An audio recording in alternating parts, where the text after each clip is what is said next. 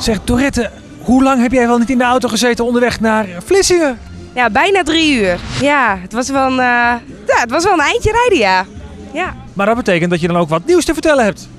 Ja, er is een nieuwe single uit. Ja, hartstikke leuk. In augustus, eind augustus, is een nieuwe single Er is een ster uitgekomen.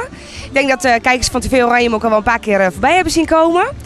Dus we zijn heel erg hard aan het werk om weer eventjes in de publiciteit te komen met van alles. Ja. En die single die is afkomstig van een hele andere zanger, hè?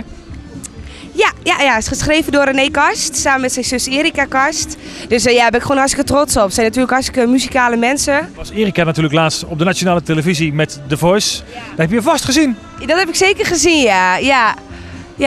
En hoe kijk je daarna dan? Ja, jij wilt natuurlijk weten of ik een mening heb. Ja, ik was hartstikke trots. Ik dacht, nou kijk, iemand die hartstikke muzikaal is, die mijn liedje heeft geschreven. Ja, en ik baalde gewoon dat zij niet door was. Ja, ik vond het zo frappant.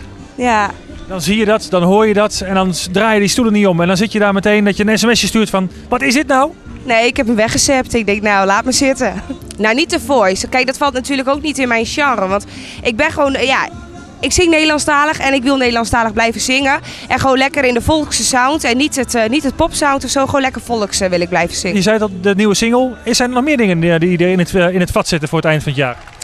Ik hoop dat er nog weer een nieuwe single aankomt eind dit jaar. Maar eens even afwachten.